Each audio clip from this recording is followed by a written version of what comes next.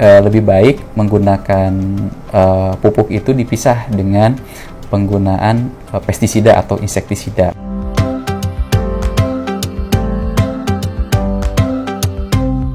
Silakan Bapak semprot di mana saja, toh nanti pun dia akan menembus dan menyerap sendiri ke dalam jaringan daun dan jaringan tanamannya.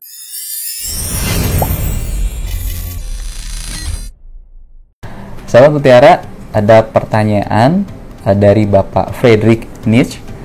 Beliau bertanya melalui channel YouTube kami, Pak, kalau Mutiara Grower untuk musim hujan boleh digunakan untuk semangka?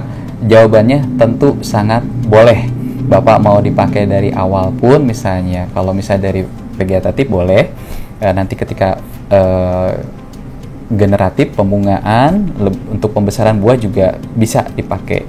Biasanya kalau untuk semangka sih biasanya kalau ada sistem kocor, biasanya kalau untuk fase umur bunga biasanya atau pembesaran buah kita pakai sebanyak 4 kilo ya per 200 liter. Tapi kalau untuk pematangannya nanti bisa naik lagi sampai ke 6 kilo per 200 liter drumnya. Dan satu drum itu bisa untuk 1000 pokok tanaman semangka.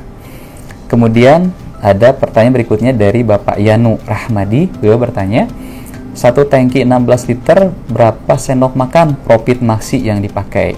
Nah, kalau misalnya Bapak menggunakan Profit Maxi dan tangki yang dipakai 16 liter, Bapak bisa pakai 2-3 sendok saja, 2-3 sendok makan. Atau kalau di konsentrasinya sekitar 2-4 gram per liter untuk pemakaian Profit Maxinya. Pertanyaan berikutnya adalah dari Bapak Ian SB. Beliau bertanya, Pak, mikromajemuk dicampur MKP apakah boleh? Jawabannya tentu boleh. Yang penting yang tidak boleh itu adalah mencampurkan MKP, merokok MKP dengan misalnya pupuk yang mengandung kalsium. Kalau misalnya di kami ada kalnit, itu tidak boleh karena nanti dikhawatirkan fosfatnya akan membentuk ikatan dengan kalsium. Tapi kalau mikromajemuk seperti Vitoplex misalnya ataupun Vitaplex, silakan bisa dicampur. Pertanyaan berikutnya adalah dari Bapak Saiful Ramadhani. Beliau bertanya, untuk tanaman hortikultura masa generatif, apakah bagus dikocor pakai TSP? Jawabannya sebetulnya kalau misalnya hortikulturanya seperti tanaman tomat, cabai, mentimun atau apa, generatif itu lebih baik mungkin memakai MPK Mutiara Grower ya. Kalaupun misalnya menambahkan TSP, mungkin biasanya kalaupun pakai mungkin sedikit saja, karena kalau misalnya udah generatif itu kita harusnya perbanyak unsur hara kalium, kalsium dengan boron. Penggunaan fosfat oleh tanaman pada fase ini ada tapi hanya sedikit saja mungkin. Jadi kalau disarankan oleh kami sebaiknya menggunakan pupuk MPK Mutiara Grower atau pupuk yang banyak mengandung kalium, kalsium dan boron. Mudah-mudahan jelas ya. Kemudian pertanyaan berikutnya adalah dari Bapak Slamet Suseno. Beliau bertanya, Assalamualaikum, izin tanya, apakah pupuk Karate Plus Boroni boleh dispray? Waalaikumsalam Pak Slamet. Jawabannya, kami tidak menyarankan menggunakan Karate Plus Boroni itu dispray atau difoliarkan. Lebih baik Karate Plus Boroni ini ditabur ataupun dikocorkan. Kalau misalnya Bapak ingin spray, semprot atau foliar pupuk yang mengandung kalsium, Bapak bisa menggunakan, kalau dari produk kami adalah Merauke Kalnit. Kandungannya tentu sama dengan Karate Plus Boroni, cuman kalau di Kalnit itu dia khusus untuk water soluble grade, bisa disemprotkan dan bisa juga dipakai sebagai pupuk untuk meracik nutrisi AB Mix. Mudah-mudahan jelas ya Pak. Kemudian pertanyaan berikutnya adalah dari Bapak Doyo Prasetyo. Beliau bertanya, Pak mau tanya, kalau MAP, Mag-S, MKP, Vitoplex, dan Profit Maxi bisa dicampur dengan insek? Jawabannya sebetulnya boleh.